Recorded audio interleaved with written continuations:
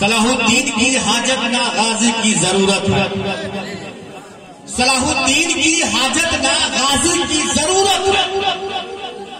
अमल के नूर से किरदार साजी की जरूरत है। सुभान अल्लाह, सुभान अल्लाह। और सिर्फ जलसा सजाने से मकासिद हल नहीं होंगे, है अक्सर मस्जिद खाली नमाजी की जरूरत है। सुभान अल्लाह, बेशक हक है। है अक्सर मस्जिद खाली नमाजी की जरूरत है।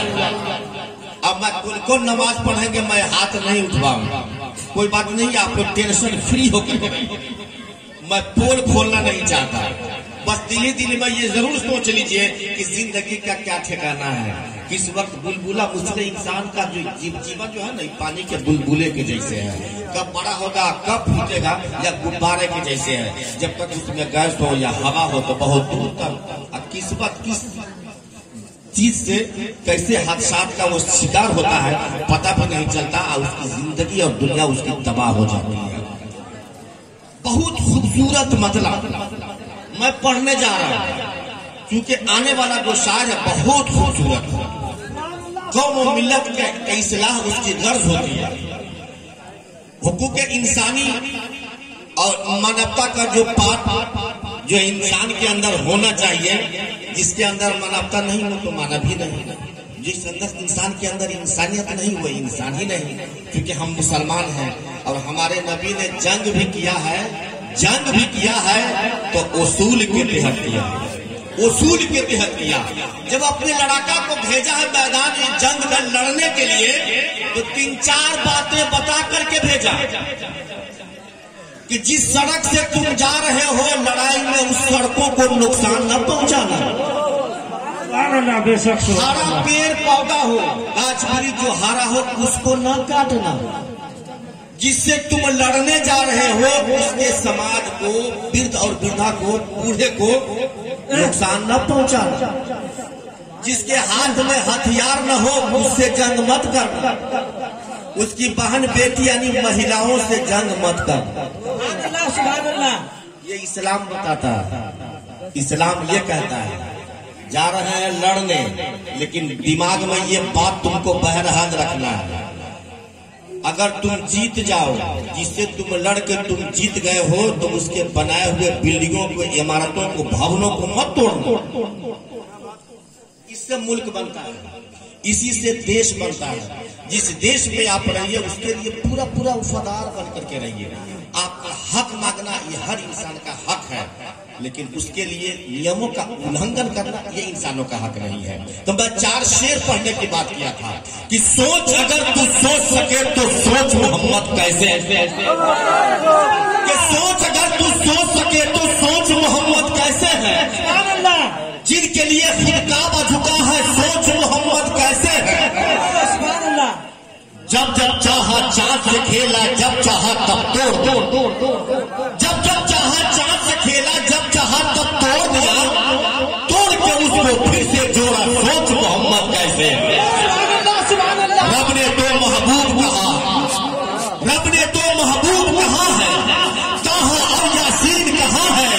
रब ने तो महबूब कहा है, कहाँ और यासीन कहाँ है।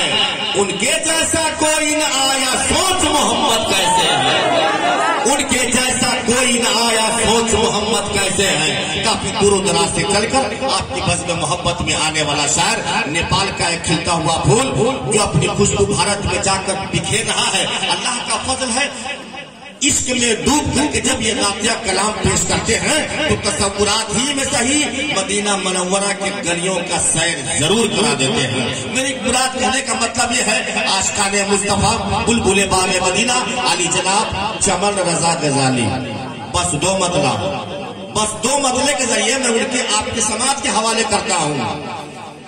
सुखन के अच्छे ठिकाने तलाश करते हैं, सुखन के अच्छे ठिकाने तलाश करते हैं। जो गम में है वो दांत खजाने तलाश करते हैं। जमीने नाक से हम चुनते हैं शेर ऐसे, परिंदे जैसे के दाने तलाश करते हैं। सुभान अल्लाह, सुभान अल्लाह,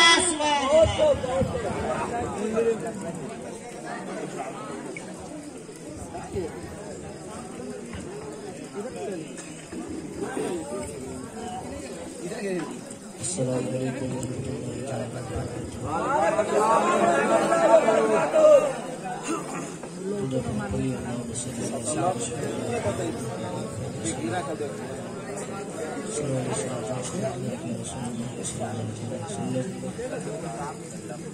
कुछ कहने की ज़रूरत पता ही नहीं है।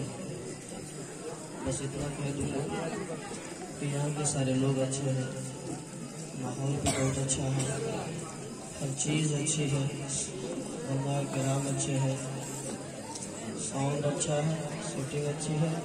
मुझे एक को की ज़रूरत है भैया, एक को बढ़ा दीजिए। मैं शुरू होता हूँ। अंदाज कुछ अलग है, जब तक कि आप पूरे कलाम नहीं सुनेंगे तब तक अंदाज का पता ही नहीं चलेगा। तो मैं शुरू होता हूँ और मुझे बात पढ़ लीजिए। अल्लाह में सल्लल्लाहु